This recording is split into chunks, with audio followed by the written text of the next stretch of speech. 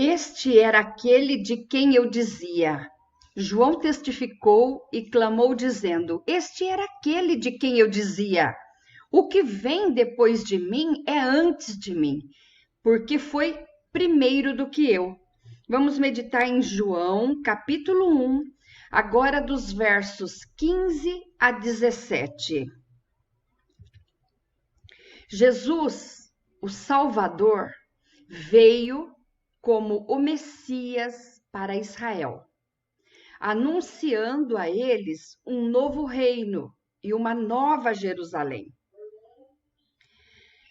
E também esse anúncio se estendeu aos demais povos que, como não são de Israel, são tratados como estrangeiros. Os vulgos, né, que se introduzirem no meio do povo judeu. Lembra dos vulgos que saíram juntos do Egito? E Deus falou, não tira eles do meio, não. Se eles se converterem, pode ficar, que não tem problema. Olha como Deus é maravilhoso. Deus é bom. O apóstolo João escreveu muitas verdades contidas no livro de João, exatamente porque o gnosticismo estava tomando muito espaço no culto judaico. Os evangelistas, os 4 evangelhos, cada um mostra Jesus, o Messias, de uma forma. De uma forma mesmo, de uma característica. O leão, o evangelho de Mateus, que viu Jesus como o Messias e o leão da tribo de Judá.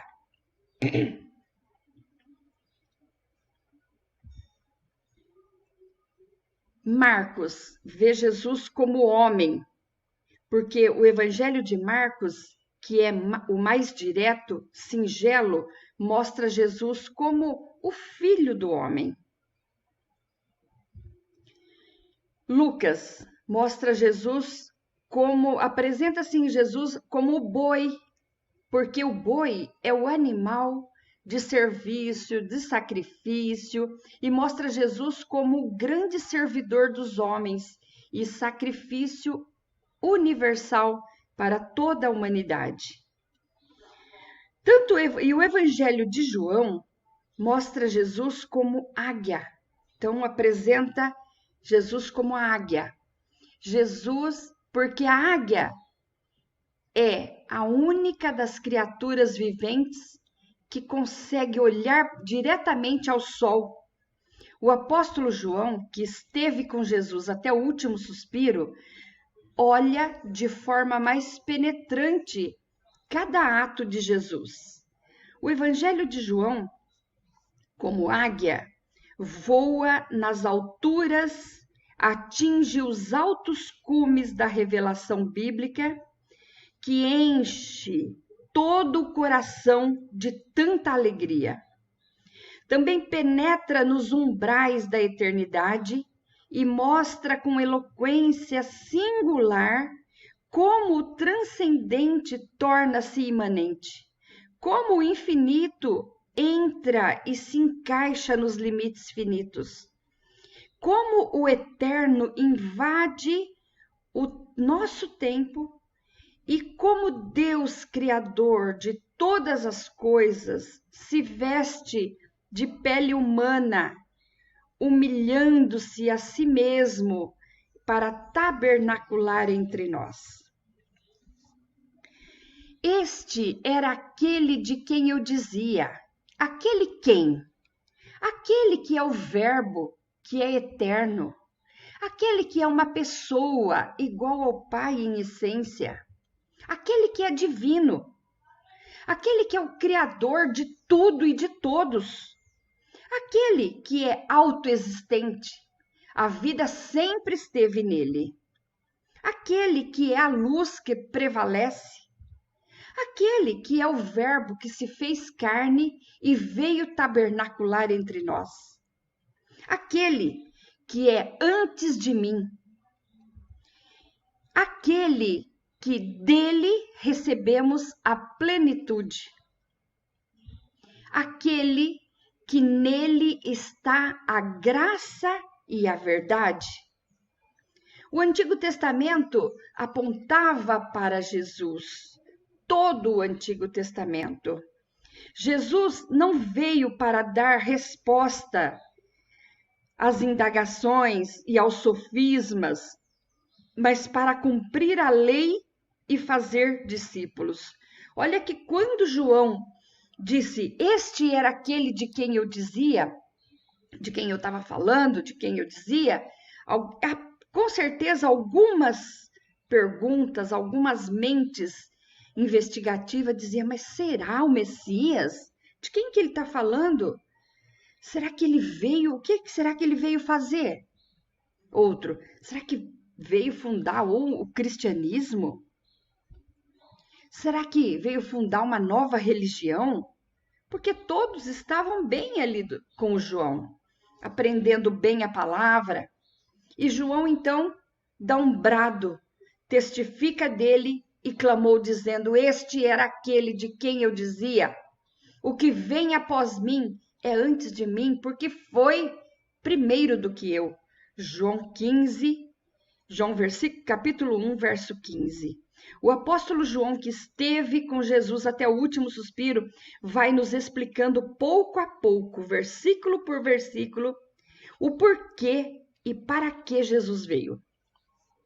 Acredito que tenha dado um nó no pensamento de muitos dos seus ouvintes quando ouviram João dizer, este era aquele de quem eu dizia, o que vem depois de mim é antes de mim, porque foi primeiro do que eu. Imagina, povo, assimilar isso tudo?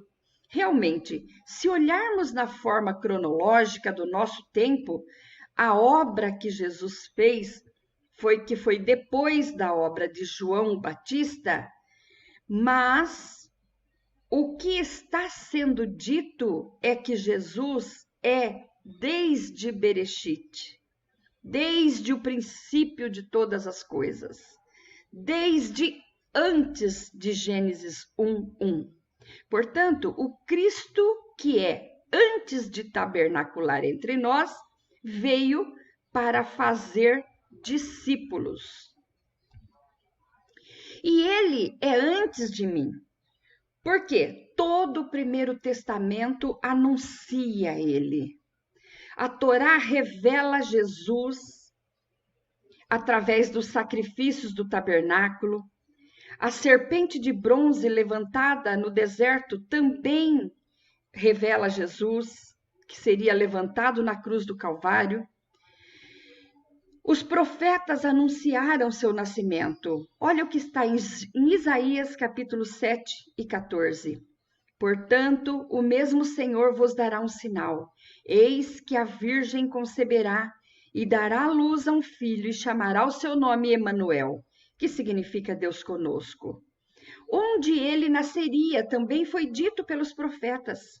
Olha o que disse Miqueias 5:2. E tu, Belém Efrata, posto que pequena entre as milhares de Judá, e de ti sairá o que governará em Israel, e cujas saídas são desde os tempos antigos, desde os dias da eternidade. Os profetas também disse o que ele faria entre nós.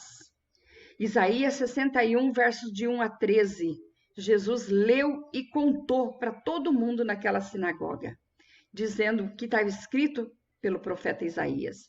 O Espírito do Senhor, Deus, está sobre mim, porque o Senhor me ungiu para pregar boas novas aos mansos, enviou-me a restaurar os contritos de coração, a proclamar liberdade aos cativos e a abertura da prisão aos presos, a apregoar o ano aceitável do Senhor e o dia da vingança do nosso Deus, a consolar todos os tristes, a ordenar acerca dos tristes de Sião, que se lhe dê glória em vez de cinza, óleo de gozo em vez de tristeza, vestes de louvor em vez de espírito angustiado, a fim de que se chamem árvore de justiça, plantações do Senhor, para que ele seja glorificado. Isaías 61, versos de 1 a 3. Jesus é o maná que desceu do céu e continua alimentando as nossas almas todos os dias. Jesus é o retorno do exílio babilônico, nos mostra que em Jesus temos o perdão e a restauração. A unção de Davi, homem cheio de fraquezas, nos mostra o quanto temos necessidade de um rei ungido de Deus, fiel, no cumprimento de todas as leis, justo e digno de exercer um reinado perfeito. Sim, porque um rei, um juiz, um sacerdote, um líder tem que conhecer as leis de Deus, tem que conhecer as leis do seu país e também de Deus. Jesus é a imagem perfeita de Deus e é ele quem nos resgata do juízo e da condenação da morte eterna. Nele habita em que em grego se diz pleroma, que tem como raiz pleró, significa nele habita toda a plenitude de Deus. Assim sendo, o pecador necessitado e caído recebe dele, e somente dele, força para se levantar. O depressivo recebe dele, e somente dele, alegria para cantar de novo. Enfim, todos os necessitados recebem dele, e somente dele, a Shalom, que significa vida abundante, felicidade, saúde, proteção, segurança, alegria e bem-estar. Ou seja, tudo o que precisamos para viver. E todos nós, verso 16, e todos nós recebemos também da sua plenitude e graça por graça. João capítulo 1, verso 16. Essa graça no hebraico é hesed. Hesed al-hased. Graça por graça. E no hebraico é caris anti-caris, que significa graça sobre graça. A graça é um termo muito mal compreendido entre o povo de Deus. Algumas pessoas não conhecem, outras conhecem, mas não demonstram compreensão. E outras não conseguem aceitar a graça de Deus. Mas uma coisa é importante. Lembra, nossa vida, do começo ao fim, depende da graça de Deus. Por isso, esta graça maravilhosa aparece do princípio até o fim das Escrituras, para se revelar a nós.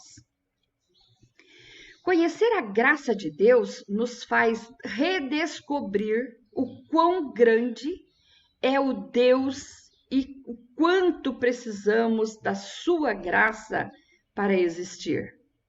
Definindo graça, no sentido mais simples da compreensão, é um favor imerecido de Deus para a humanidade.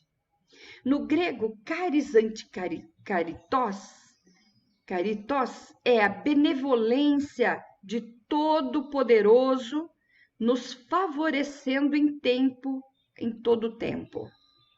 No original hebraico, hesed al-hased, que significa graça sobre graça, ou seja, onde existir necessidade, em nós ela entra. Quando reconhecemos que há necessidade, claro. Vamos exemplificar com algumas demonstrações de graça. Primeiro, a graça comum. É um favor estendido a toda a humanidade. Exemplo, o sol e a chuva alimentam a plantação tanto dos bons quanto dos maus. Os dons para os inventos estão à disposição tanto dos justos como dos injustos, dos bons como dos maus. E a causa de não sermos destruídos é a causa da recede, atos da graça e da misericórdia de Deus. Salmo 86, verso 5 diz: Pois tu, Senhor, és bom e pronto a perdoar, e abundante em benignidade para com todos os que te invocam. A graça salvadora não vem de nenhum recurso ou requerimento nosso, mas vem direto de Deus, por meio de Jesus Cristo, que nos salva e nos perdoa todas as vezes que tropeçamos na lei. Olha, se você está com uma faca, corta seu dedo, o perdão de Jesus, a graça de Cristo entra imediatamente para estancar aquele sangue, independente do que você fez. Independente se você foi desobediente, pegou aquela faca por várias vezes, sabia que ia se cortar, independente disso, ele é tão bom que ele estanca o sangue com um sinal de, olha, eu te perdoo. Portanto, Romanos 5,12 está escrito, portanto, como por um homem entrou o pecado no mundo, e pelo pecado a morte, assim também a morte passou a todos os homens, por isso que todos pecaram. Em Romanos 3,23 diz, porque todos pecaram e destituídos estão da glória de Deus. Isso quer dizer que a lei sempre nos mostrará o quanto dependemos da graça. A graça também é santificadora. Não temos mérito para nos santificar por nós mesmos, sem a graça de Cristo. E a ordem de Deus é, venha como está, mas depois que aceitou, santifique-se. Levíticos 20, verso 7 diz, portanto, santificai-vos e sede santos, porque eu sou santo, eu sou o Senhor vosso Deus. Com esse contexto, Pedro ensinou dizendo, 1 Pedro 1,16, porquanto está escrito, sede santos, porque eu sou santo. Ezequiel 36, versos 24 ao 25 diz, quem roubava? Aí, quando nós conhecemos a Cristo, quando nós aceitamos a Cristo, quando nós enxergamos a graça sobre nossa vida, aí entra aquela mudança na nossa vida. Aí, quem roubava não rouba mais, quem adulterava não adultera mais, e aí por diante. Esta é uma promessa dada desde os dias dos profetas. Quem profetizou foi Ezequiel, um dos profetas que profetizou. Ezequiel 36, 24 e 25 diz, e vos tomarei dentre os gentios, e vos congregarei em todas as terras, e vos trarei para a vossa terra. Aqui está falando dos israelitas que foram para a Síria em cativeiro e nunca mais voltaram, se dispersaram. Eles serão trazidos de volta. E por que serão trazidos? Por causa da graça. Então aspergirei água pura sobre vós, e ficareis purificados de todas as vossas imundícias, e de todos os vossos ídolos vos purificarei. Eu vou usar uma ilustração de Paul Washer para ilustrar a lei e a graça. Numa sala de aula, só sobraram 10 alunos de todos os 84 que entraram para fazer um determinado curso. Desses 10 alunos, 5 eram da turma de física e amavam física, mas estavam com medo por ser a última aula, a última prova. Estavam com medo de um vacilo e perder o ano. E 5 são da turma de matemática, que também amam matemática, mas também estavam com medo. E chega o professor na sala e o medo toma conta de todos, porque o professor já chega atemorizando, dizendo: bem, se vocês chegaram até aqui, é porque são muito bons em todas as matérias. Mas eles sabem que não são e estão com muito medo. O professor continua dizendo: o ano está encerrado. Vocês todos estão com nota 10. Que alegria! Que indagação na cabeça! Os que têm dificuldade em uma matéria, em uma das matérias, dizem: o quê? Todos estamos com 10? Isso quer dizer que tudo o que temos a fazer é realmente aproveitar a matéria? A gente, de agora em diante, pode estudar tudo isso que é tão precioso para nós, sem medo de falhar? O professor disse sim. E eles saem tão jubilosos e correm para estudar. Agora estudam com alegria, estudam com gozo. Eles saem jubilosos e correm para estudar. Mas os da outra turma também querem saber e perguntam ao professor dizendo: você quer dizer que nós também estamos com 10? Sem passar pela última prova? Sim, estão com 10. Então, imediatamente, indignados, pegam seus livros e jogam no lixo, demonstrando indignação e saem, viram as costas para aquele professor. É assim, esta é a diferença entre o trigo e o joio, entre o verdadeiro e o falso convertido. Quando estamos sufocados pela lei, a graça entra e nos salva. Jesus é o mestre que distribui nota 10 para todos aqueles que se achegam a ele e dizem: Senhor, eu não sou capaz. Mas será mesmo que Jesus veio pôr fim na lei? Vamos ver o que ele mesmo responde para nós. João escreve: porque a lei foi dada por Moisés e a graça e a verdade vieram por Jesus Cristo.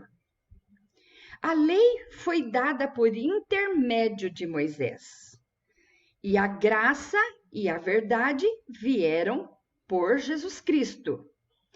Mateus 5, 17 e 18 diz: não cuideis que eu vim por fim na lei, abrogar, mas cumprir a lei.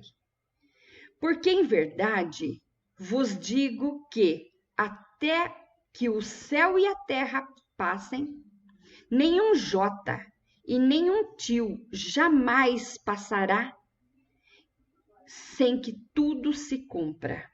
No hebraico é nenhum iod, que é a menor letra do vocabulário, e nenhum kidot, que é um pontinho que define o R da letra D. Nenhum deles se passam até que tudo se cumpra. Jesus jamais chegaria aqui e diria: bom, esqueça toda a lei, meu pai se equivocou, agora aqui vamos falar de jovem para jovem. Jesus não fala isso, ele veio cumprir, praticar a lei, a fim de nos ensinar. Quando um pai ensina alguma coisa, pratica a falar a verdade, pratica o bom caráter, está ensinando o que para o seu filho? Ensinando que ele faça o mesmo. Jesus veio cumprir, praticar a lei a fim de nos ensinar que quando tropeçarmos na lei, basta chamá-lo e ele estará pronto a nos ajudar.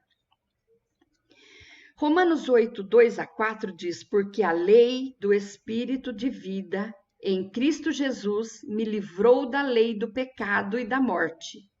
Porquanto o que era impossível à lei, visto que estava enferma pela carne, Deus, enviando o seu Filho em semelhança da carne, do pecado, pelo pecado, condenou o pecado na carne, para que a justiça da lei se cumprisse em nós, que não andamos segundo a carne, mas segundo o Espírito.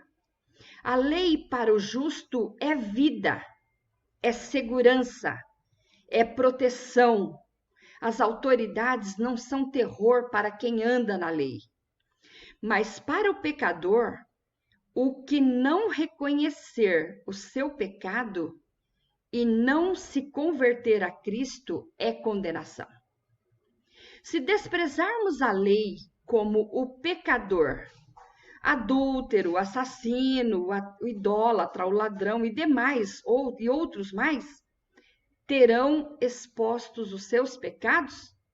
Se desprezarmos a lei, eles não terão expostos os seus pecados? Sim, se roubar, terão seus pecados expostos. Falando, você roubou, está escrito aqui. Se assassinar, terão seu pecado expostos. Você matou, e está escrito, não matarás. Se idolatrar, terá seu pecado exposto, porque só a Deus se deve adorar. O ladrão que roubar terá seu pecado exposto. Quem que expõe? É a graça? Não, é a lei. A lei diz, você roubou. Mas aí, onde abunda o pecado, pode superabundar a graça, se o pecador quiser. Porque o Senhor nos dá livre-arbítrio. E Jesus disse, de forma nenhuma lançarei fora aqueles que clamarem a mim. Salmo 1, verso de 1 a 3 diz, bem-aventurado o homem que não anda segundo o conselho dos ímpios, nem se detém no caminho dos pecadores, nem se assenta na roda dos escarnecedores. Antes, tem o seu prazer na lei do Senhor, e na lei medita dia e noite, pois será como a árvore plantada junto aos ribeiros de águas, a qual dá o seu fruto no seu tempo. As suas folhas não cairão, e tudo quanto fizer prosperará. A lei não salva. Então, o salvo em Cristo estuda o Primeiro Testamento, obedecendo a lei, porque é salvo. E o seu desejo é andar na retidão ensinada por Jesus. 7 verdades que já existiam antes de Bereshit, antes do princípio, antes de Gênesis 1:1. Primeira verdade, o Mashiach. O Messias já existia antes de Bereshit, antes do princípio. A Davar. Davar é a palavra de Deus, já existia antes do mundo existir. Recede os atos graciosos da bondade de Deus, já existia antes do início do mundo, desde a eternidade. O trono de Adonai também existe desde a eternidade, muito antes de Gênesis 1:1. A Torá, que é o ensino das verdades de Deus, já existia antes de Bereshit, antes do princípio, antes de Gênesis 1:1. O perdão também, porque Deus sabia que o homem pecaria. E a árvore da vida. Todos essas sete maravilhas são desde a eternidade e muito antes do primeiro dia da terra, muito antes da criação. O ensino da lei e de todas as verdades são tão importantes, mas tão importantes, que Deus deu a Moisés para que se materializasse, e tendo Moisés se irritado com o pecado do povo, quebrou aquelas 2 tábuas de pedra. Mas Deus não deixou para lá, não. Escreveu novamente com o seu próprio dedo.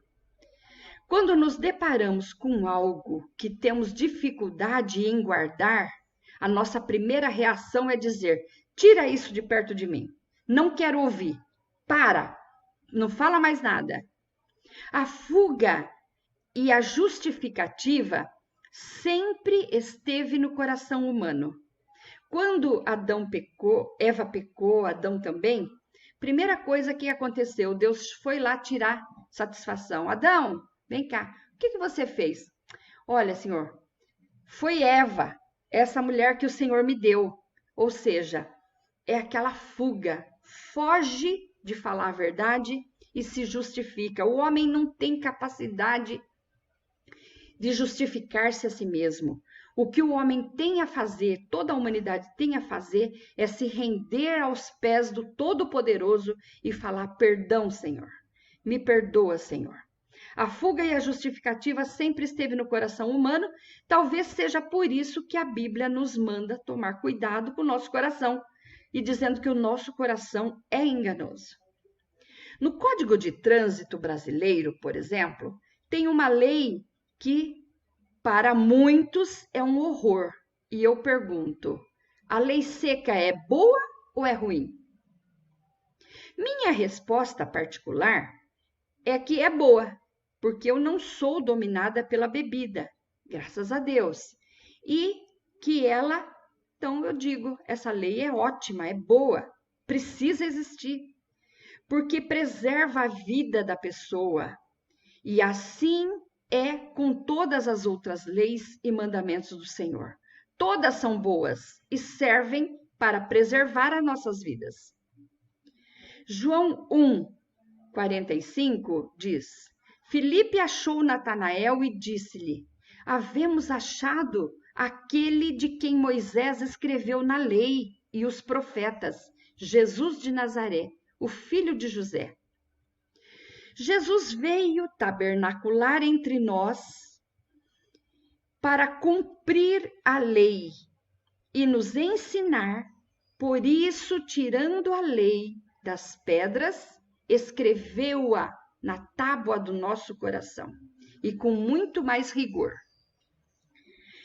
Por que Jesus demorou tanto, então, já para dar início a essas boas novas de salvação, sendo que um ministério tão maravilhoso desse, por que ele esperou 33 anos para dar início ao seu ministério? Para cumprir a lei. Em Êxodo 20, verso 12, diz: honra teu pai e tua mãe para que se prolonguem os teus dias na terra que o Senhor Deus te dá. Para nos ensinar isso, ensinar que tem que honrar o pai e a mãe, ser presente ao pai e mãe, porque o seu pai José havia morrido. E ele só pôde sair de casa quando um de seus irmãos, não sei se irmão ou irmã, se tornou maior de idade para cuidar de Maria, sua mãe, e assim cumprir o que está escrito: honra teu pai e tua mãe. Ele cumpriu esse mandamento. Jesus ressuscitou o filho da viúva de Naim para nos ensinar que devemos cuidar das viúvas, órfãos e estrangeiros. E quem são viúvas, órfãos e estrangeiros que precisam da nossa ajuda? Por exemplo, o Senhor ordena que nós pegamos 10% da nossa renda e dizimamos isso para ajudar órfãos, viúvas e estrangeiros. Esses estrangeiros não são aqueles estrangeiros que vêm para o Brasil ou para qualquer outro país a fim de curtir praia, fazer rapel, a fim de curtir o país. Não, é aqueles estrangeiros que saem de um lugar para o outro necessitado. Por exemplo, nós somos estrangeiros, nós não somos israelitas, nós não somos nascidos em Israel, somos estrangeiros, necessitados da graça de Deus, tá? Então se fomos estrangeiros, devemos cuidar também daqueles estrangeiros necessitados.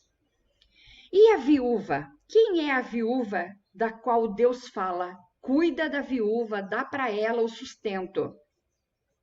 É a viúva que além de perder o marido, não tinha filho, não tinha filha. Porque se tiver filho ou filha, está amparada. Então, não é a viúva que tem que ser usada. Se ganhou uma fortuna enorme quando o marido morreu, também não é a viúva que o Senhor manda ajudar. Não, ela já tem a sua ajuda própria, tá? Mas é aquela viúva parecida com Noemi. Lembra de Noemi? Tinha o esposo, 2 filhos, 2 noras. Aí, o marido morreu, os 2 filhos morreram. Noemi ficou sozinha, viúva, sem ninguém. E Ruth, então, foi e ficou do lado dela, ajudou ela. Então, essa Ruth fez uma coisa boa, fez uma tzedaká.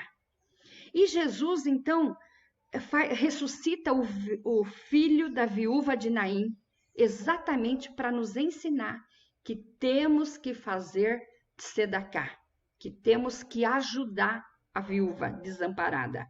A viúva de Naim, além de perder o seu marido, perdeu ou nunca teve filhos ou filhas. E a viúva de Naim, da qual Jesus teve compaixão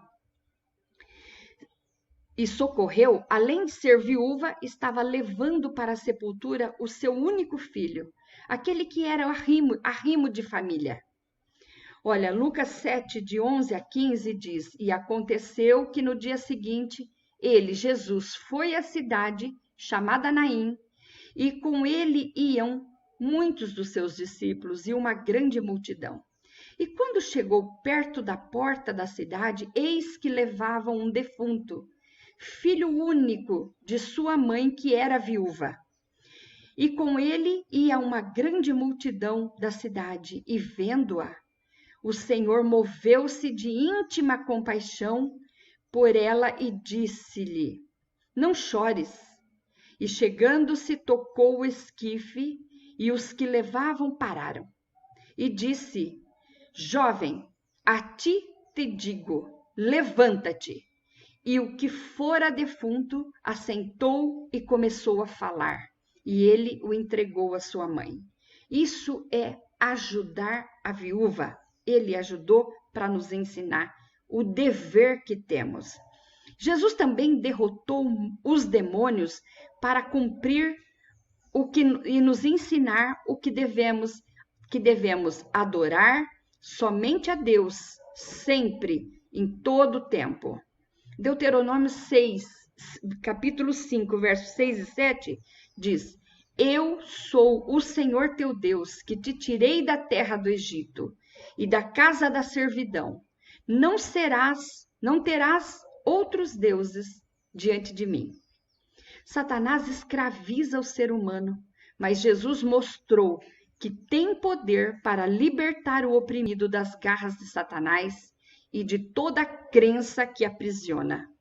Jesus tem poder para libertar o oprimido da legalidade. Legalidade é a lei imposta pelos homens, mostrando-nos que Ele é o nosso descanso.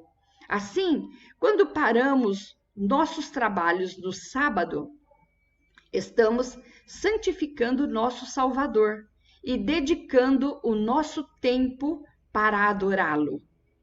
Jesus recolocou no lugar a orelha de Malco, que Pedro, com sua espada, cortou, para nos ensinar que devemos amar o nosso próximo, como amamos a nós mesmos, e amar até os que nos odeiam, ou que se declaram nossos inimigos. Jesus, então, veio para nos trazer boas novas de salvação, nos fazer discípulos. E se você é um discípulo do Senhor Jesus, estuda a palavra de Deus, entra no Evangelho de João, busca mais, tem muito mais para se falar. Que o Senhor te abençoe e te guarde e te faça resplandecer a sua face sobre ti, iluminando a sua mente, para que você possa entender cada dia mais a palavra do Senhor. Aceite a Jesus, porque Ele é a graça que nos satisfaz. Ele é o Salvador que nos satisfaz. E todas as vezes em que tropeçarmos na lei e nos mandamentos, corramos aos pés do Senhor Jesus, que ele já era prometido naquele tempo e que todos aqueles que guardavam puramente a lei esperava. Nós temos ele agora conosco. Então, nós cumpramos a lei, sejamos honestos com o nosso país e com a lei do eterno, cumprindo os mandamentos, porque Jesus fala: se vocês são meus amigos, vocês guardam os mandamentos. Então, e o dia que a gente tropeça, imediatamente sabemos que temos um advogado.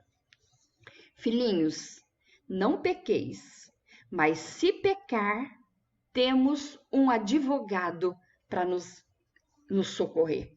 Ele tem graça sobre graça. Amém.